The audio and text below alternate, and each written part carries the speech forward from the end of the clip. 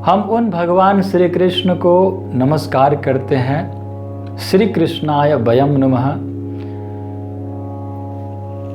जो सच्चिदानंद स्वरूप है, सच्चित और आनंद स्वरूप है, सच्चिदानंद रूपाय, और विश्वोत्पत्त्यादि हेतवे, जिनके द्वारा विश्व की उत्पत्ति, पालन और संहार होता है।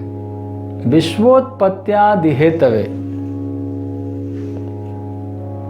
विश्व की उत्पत्ति, पालन और संहार तीनों ही भगवान श्री कृष्ण से होता है। ये भागवत महात्म्य का पहला श्लोक श्रील व्यास देव जी कह रहे हैं। अब सोचने वाली बात है कि क्या भगवान कृष्ण ही सृष्टि करता है और संहार करता है, पालन करता, क्या भगवान कृष्ण ही हैं? यहाँ तो व्यास देव जी इस श्लोक में विश्वोत्पत्त्यादि हेतवे, विश्व की उत्पत्ति, पालन और संहार तीनों का हेतु जो है वो भगवान कृष्ण को बताया। तो क्या ये पहला श्लोक ही कोई गलत बोल रहे हैं व्यास देव जी? प्रश्न उठता है कि सृष्टि करता तो ब्रह्मा जी है और संहार करता तो शिव जी है और पालन करता तो भगवान विष्णु है, लेकिन ये भगवान कृष्ण ही तीनों काम कैसे कर रहे हैं? चलो भगवान विष्णु और कृष्ण एक ही है तो हम मान लेते हैं कि भगवान कृष्ण और भगवान कृष्ण जो है वो पालनहार है, पालन करता है, लेकिन संहार करता भी भगवान कृष्ण है और भगवान कृष्ण ही संहार भी करते हैं, भगवान कृष्ण ही सृष्टि भी करते हैं और पालन भी करते हैं। तो ये कैसे? प्रश्न उठता है, संदेह होता है कि कैसे हो सकता है ये।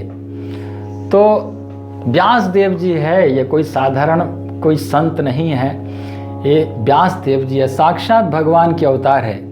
स्वयं भगवान कहते हैं प्रजापतिम च रुद्रम चाप्यहमेव सृजामि वै तो ही माम न भिजानी तो मम माया विमोहिता। भगवान स्वयं कहते हैं प्रजापतिम च रुद्रम, प्रजापति ब्रह्मा, ब्रह्मा जी मेरे से ही प्रकट होते हैं। प्रजापतिम च रुद्रम चाप्यहमेव सृजामि वै, और रुद्र भगवान शिव भी मेरे से ही प्रकट होते हैं। प्रजापति ब्रह्मा और शिव भी मेरे ही संतान है, मेरे से ही प्रकट होते हैं, लेकिन मम माया विमोहित, मेरे माया से मोहित होकर के मेरे को जान नहीं पाते हैं। कभी कभी ये भी भ्रम में पड़ जाते हैं कि ये भगवान है कि नहीं। तो शिव और ब्रह्मा भी भगवान कृष्ण के ही संतान है। स्वयं भगवान कह रहे हैं कि इसका मतलब यह है कि भगवान कृष्ण ही आदेश देते हैं संहार करने के लिए भगवान शिव को, और भगवान श्री कृष्ण ही ब्रह्मा जी को आदेश देते हैं सृष्टि करने को। और तब इच्छा मते विष्णु करे न पालन, तब इच्छा मते ब्रह्मा करे न सृजन, तब इच्छा मते शिव करे न संहार, तब इच्छा मते माया करे सृजे कारागार। तो ये सब लोग जो कुछ भी हो रहा है संसार में वो सब भगवान कृष्ण की इच्छा से होता है, और भगवान कृष्ण ही कराते हैं इन सब को। ब्रह्मा को सृष्टि करने को आदेश देते हैं और शिव जी को संहार करने को, भगवान विष्णु को पालन करने को आदेश देने वाले जो है वो भगवान कृष्ण है।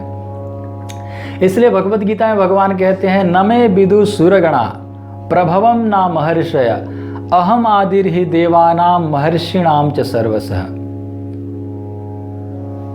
नमे विदु सुरगणा प्रभवम ना महर्षि, मेरा प्रभाव को, मेरे को देवता लोग भी नहीं जान पाते हैं। नमे विदु सुरगणा, सुर देवता लोग भी मुझे नहीं जान पाते हैं। नमे विदु सुरगणा प्रभवम ना महर्षय, मेरा प्रभाव को ऋषि मुनि भी नहीं जान पाते हैं। बड़े बड़े ऋषि मुनि भी मेरे को नहीं जान पाते हैं, और बड़े बड़े देवी देवता भी मुझे नहीं जान पाते हैं। नमे विदु सुरगणा प्रभवम ना महर्षय, क्यों?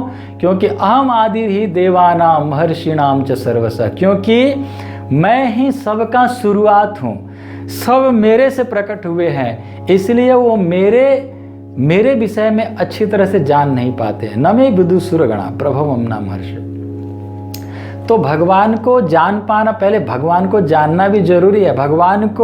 भगवान ही सब कुछ है। बहुनाम जन्मनावन्ते ज्ञानवान माम प्रपद्यते वासुदेव सर्वमिति स महात्मा सुदुर्लभ। भगवान कृष्ण भगवद गीता में कहते हैं बहुत जन्म जन्मांतरों के बाद बहुनाम जन्मनावन्ते ज्ञानवान माम प्रपद्यते। जब सचमुच ज्ञान होता है तो मेरे शरण में आते हैं। ज्ञानवान माम प्रपद्यते वासुदेव सर्वमिति।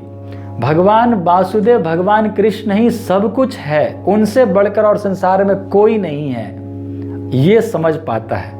बहुत जन्म जन्मांतरों के ज्ञान एकत्रित करते करते करते अंत में जब सही ज्ञान हो जाता है तो वो ये बात समझ पाता है कि भगवान वासुदेव के अतिरिक्त और कोई संसार में नहीं है। सबसे श्रेष्ठ केवल भगवान वासुदेव है। वासुदेव सर्वमिति, भगवान वासुदेव ही सब कुछ है। स महात्मा सुदुर्लभ, ऐसे महात्मा अत्यंत दुर्लभ है। तो भगवान को जानने वाले बहुत कम है, बिरला ही कोई है। मनुष्याणाम सहस्रेषु कश्चिद् यतति सिद्धये यतताम अपि सिद्धानाम कश्चिन् माम वेति तत्वतः। मनुष्याणाम, हजारों मनुष्यों में से कोई एक सिद्धि के लिए प्रयास करता है, और उन सिद्धि करने वालों के लिए प्रयास करने वालों में से भी हजारों में से कोई एक भगवान को जान पाता है। तो जानना बहुत जरूरी है भगवान को। हम यदि भगवान को जानने के लिए प्रयास कर रहे हैं, भगवान को हम जानने का प्रयास कर रहे हैं, तो हम बहुत जन्मों से हम बहुत सारे तप पुण्य आदि किए हैं, बहुत पूजा पाठ किए हैं, बहुत सारे भक्ति की है, तब जाकर आज हम जानने के लिए प्रयास कर रहे हैं। और जाने बिनु ना होए परतीति, बिनु परतीति होए नहीं प्रीति। जब तक हम भगवान को अच्छी तरह से जान नहीं लेते तब तक हम उनसे प्रेम नहीं कर सकते हैं। उनसे प्रेम तभी बढ़ता है, तभी होता है जब हम उनको जान लेते हैं। जब हम उनको जानते हैं तब हम उनसे प्रेम करते हैं, बिना जाने हम उनसे प्रेम नहीं कर सकते हैं। और जाने बिनु ना होए परतीति, बिनु परतीति होए नहीं प्रीति। अच्छा, जानता कौन है भगवान को? तो जीवात्मा, जीव अपने आप प्रयास करके भगवान को नहीं जान सकता है।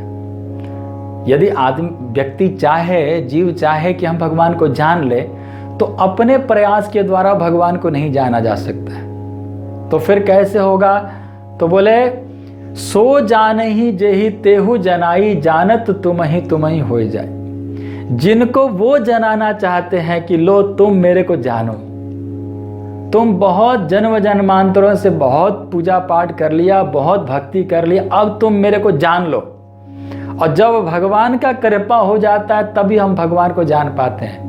प्रयास हमारा रहता है, प्रयास पूरा रहना चाहिए, लेकिन सही जान भगवान को कब जान पाते हैं? तो जब वो जनाना चाहते हैं। उनके कृपा के बिना हम उनको नहीं जान सकते हैं, और उनकी कृपा के लिए हमको प्रयास जरूर करना है। ऐसा नहीं कि अपने आप कराएंगे तो हम आराम से रहेंगे, आराम से सोते रहेंगे, वो जनाना चाहेंगे तो हम जान लेंगे। नहीं, हमारा प्रयास जब रहेगा तभी हम उनको जान पाएंगे।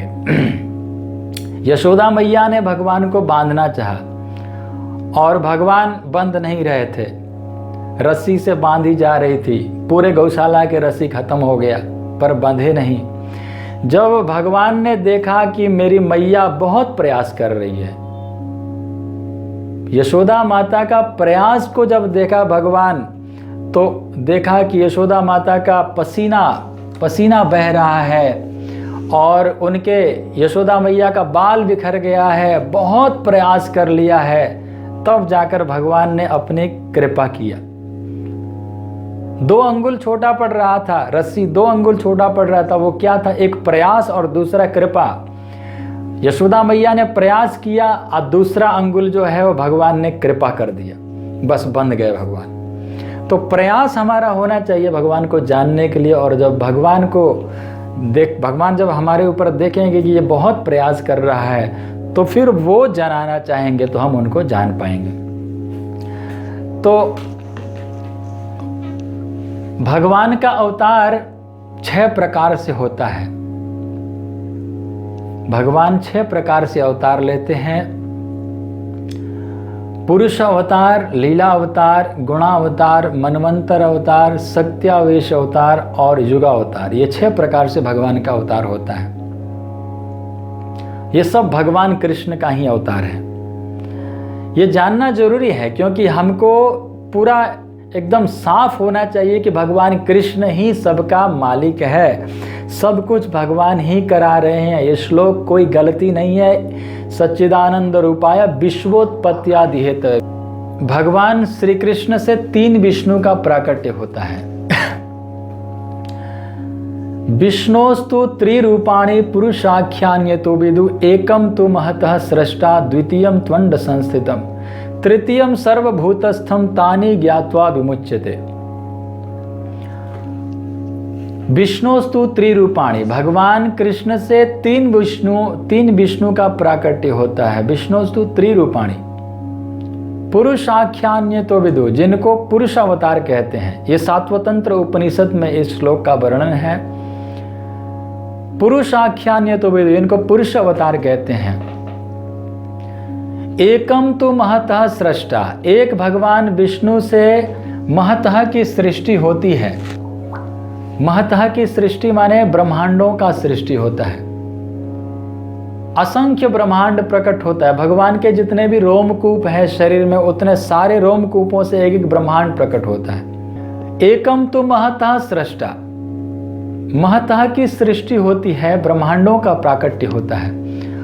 और उन सारे ब्रह्मांडों में गर्भोदक्षाई विष्णु के रूप में प्रवेश कर जाते हैं।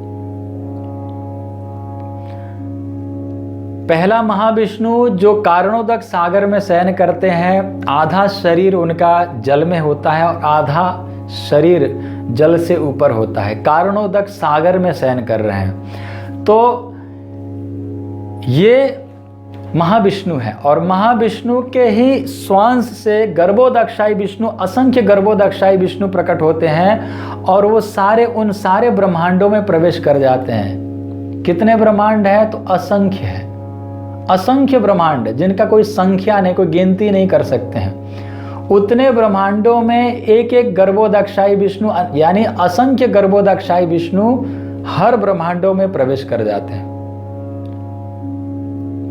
और इन्हीं गर्भोदक्षाई विष्णु के नाभि कमल से ब्रह्मा प्रकट होते हैं।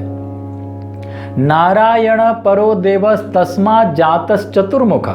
इन्हीं भगवान गर्भोदक्षाई विष्णु के नाभि कमल से चतुर्मुख ब्रह्मा प्रकट होते हैं। नारायण परो देवस तस्मात् जातस चतुर्मुख। और तस्मात् रुद्रो भवत देव सच सर्वज्ञता ज्ञता। और उन्हीं ब्रह्मा जी के मस्तक से भगवान रुद्र का प्राकट्य होता है, भगवान शिव का प्राकट्य होता है। तो ये गर्भोदक्षाई विष्णु से ब्रह्मा और ब्रह्मा से शिव प्रकट होते हैं। और तीसरा जो विष्णु है वो क्षीरोदक्षाई विष्णु है, जो क्षीर सागर में शयन करते हैं। और तृतीयम सर्वभूतस्थम तानि ज्ञात्वा विमुच्यते, और सभी जीवों के अंदर भी प्रवेश कर जाते हैं। इसलिए वेवेष्टि व्यापनोति सकलम जगत इति विष्णु। विष्णु का अर्थ ही यही है कि जो सर्वव्यापक है, सब जीवों के अंदर जो विराजमान है। भगवान सभी जीवों के अंदर विराजमान है, तो इसलिए विष्णु कहते हैं भगवान को। तो ये क्षीरोदक्षाई विष्णु है जो क्षीर सागर में भी शयन करते हैं। तो ये हुआ पुरुष अवतार। और दूसरा प्रकार से भगवान का अवतार होता है लीला अवतार। मत्स्य, कूर्म, वराह, नरसिंह, वामन, परशुराम, राम, कृष्ण, बुद्ध, कल्कि, ये 10 अवतार जितने भी लीला करने वाले लीला अवतार माने जाते हैं इनको। पुरुष अवतार, लीला अवतार, गुणावतार। वो 3 गुणों में, तीनों गुणों के अधिष्ठाता के रूप में प्रकट होते हैं। ब्रह्मा जी रजोगुण के अधिष्ठाता देवता है और भगवान विष्णु सत्वगुण के अधिष्ठाता देवता है और भगवान शिव तमोगुण के अधिष्ठाता देवता है। तो ये गुणावतार है। भगवान कृष्ण के ही गुणा अवतार है ये। तो भगवान कृष्ण से 6 प्रकार से अवतार होता है। पहला पुरुष अवतार जिसमें 3 विष्णु हैं, और दूसरा लीला अवतार जिनमें 10 अवतार होता है, और तीसरा गुणा अवतार जिनमें ब्रह्मा विष्णु और महेश आते हैं, और चौथा मनवंतर अवतार जो 14 मनु के रूप में भगवान का अवतार होता है। 71 चतुर्युग में 14 मनु का जन्म हो जाता है, तो 14 मनु भी भगवान का ही अवतार माने जाते हैं। और शक्त्यावेश अवतार 5वां प्रकार का जो भगवान का अवतार है वो शक्ति आवेश अवतार। जैसे नारद जी हुए, ये भी भगवान का अवतार है। व्यास देव जी हुए, ये भी भगवान है, लेकिन ये अंशा अवतार है।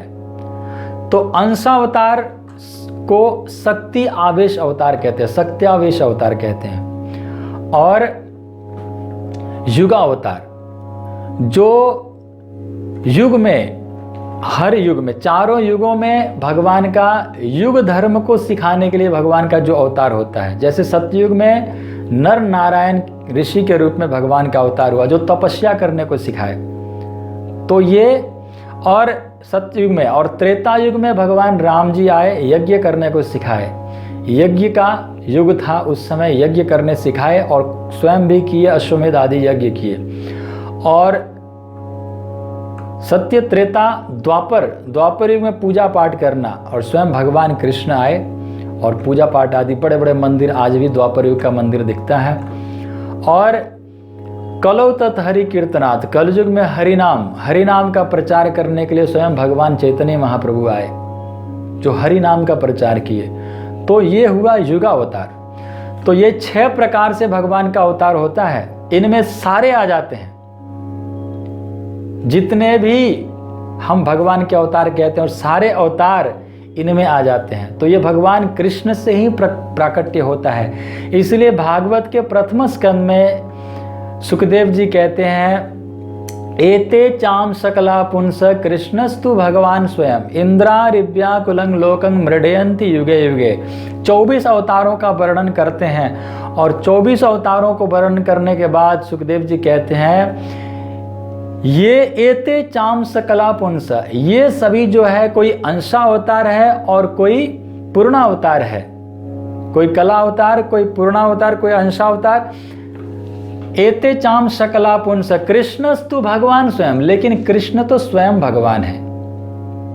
इंद्रारिव्याकुलं लोकं मृडयन्ति युगे युगे, और इंद्र आदि देवताओं को जब कष्ट होता है तब तब भगवान का अवतार होता है, भगवान अवतार लेते हैं। कौन? तो भगवान कृष्ण। कृष्णस्तु भगवान स्वयं, कृष्ण तो स्वयं भगवान है, और जितने भी अवतार है वो अवतार है, लेकिन इन सब का जो अवतारी है वो भगवान कृष्ण है।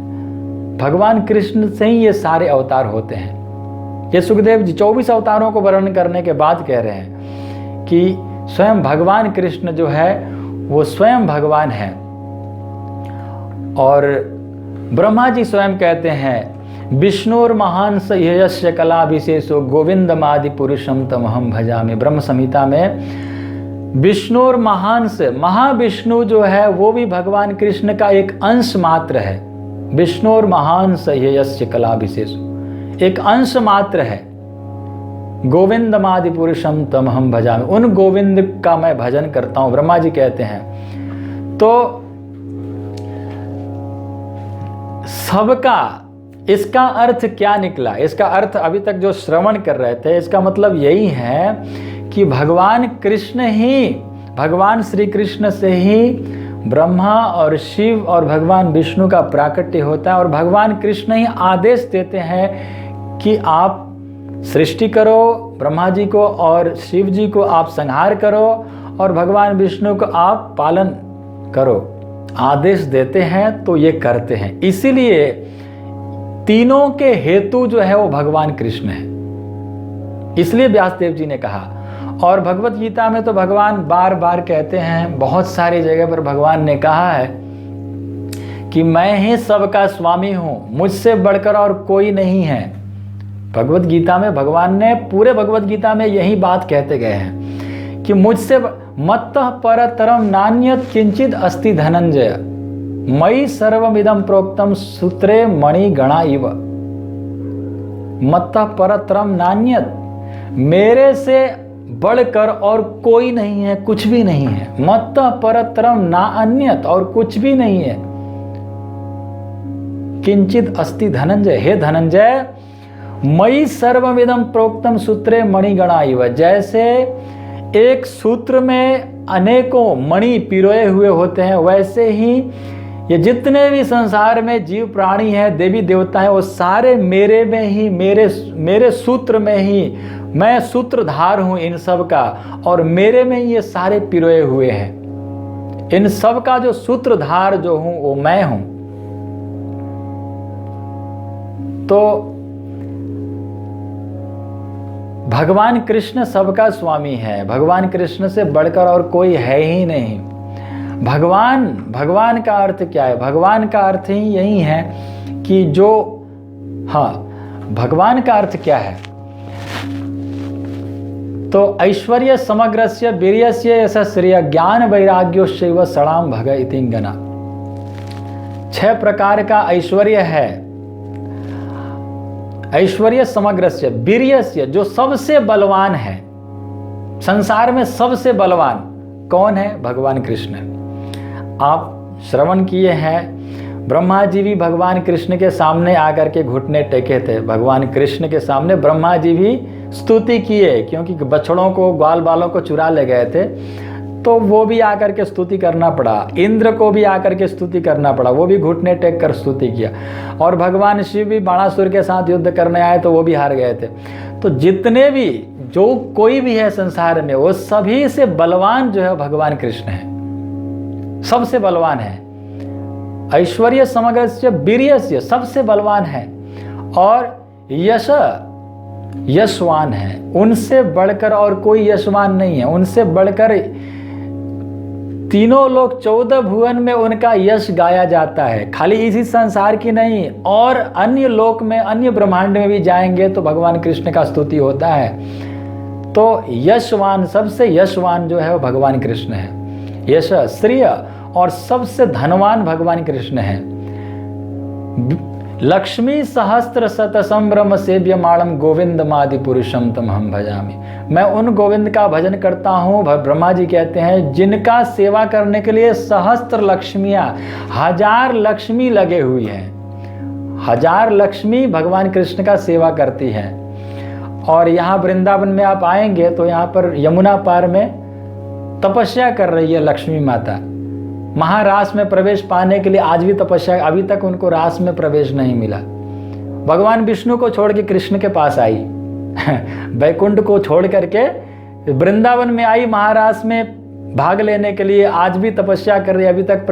तो लक्ष्मी जी भी जो धन के जो देवी है, वो भी कृष्ण का संग पाने के लिए तप करना पड़ता है, और अभी तक नहीं पाई है। आप सोचिए, तो हजारों लक्ष्मियां भगवान की सेवा में लगे हुई रहती हैं। तो सबसे धनवान है, सबसे बलवान, ऐश्वर्य समग्रस्य वीर्यस्य यशः श्रिय ज्ञान वैराग्योश्चैव, और ज्ञान, सबसे बड़ा ज्ञानी भगवान कृष्ण है। वेदेश्च सर्वैरहमेव वेद्यो वेदांत कृत्वेदविद। वेद जो है, वेद भी मेरे से ही प्रकट हुआ है। और तेने ब्रह्म हृदय आदि कवये मुह्यन्ति यत् सूरया। भागवत के प्रथम श्लोक में, भागवत के प्रथम स्कंद के प्रथम श्लोक में ही कहते हैं, ब्रह्मा जी को वेदों का ज्ञान मैंने ही दिया। तेने ब्रह्म हृदय आदि कवये मुह्यन्ति यत् सूरया। आदि कवि ब्रह्मा को मैंने ही ज्ञान दिया, मेरे से ही उनको ज्ञान मिला। ब्रह्मा जी को भगवान कृष्ण ने ब्रह्मा जी को ज्ञान दिया। तो भगवान कृष्ण, हाँ, सबसे ज्ञानवान है। और ऐश्वर्य समग्रस्य वीर्यस्य यशः श्रिय ज्ञान वैराग्योश्चैव, और सबसे वैराग्यवान है। संसार में सबसे बड़ा वैरागी जो है भगवान कृष्ण है। सबसे ज्यादा प्रेम करते थे, प्राणों से भी ज्यादा प्रेम करते थे ब्रजवासियों से, और उन ब्रजवासियों को एक झटके में त्याग दिया। यहाँ से मथुरा गए, वृंदावन से मथुरा गए, यहाँ से 9-10 किलोमीटर दूरी है, और दोबारा से फिर कभी नहीं लौट कर आए। 9-10 किलोमीटर की दूरी है, आ सकते हैं, नहीं आए। त्याग किए तो त्याग किए, और द्वारिका चले गए तो फिर कभी नहीं आए ब्रज में। त्याग कर दिए, त्यागवान, प्राणों से भी ज्यादा प्रेम करते थे ब्रजवासियों से, तो ये सबसे बड़े त्यागी।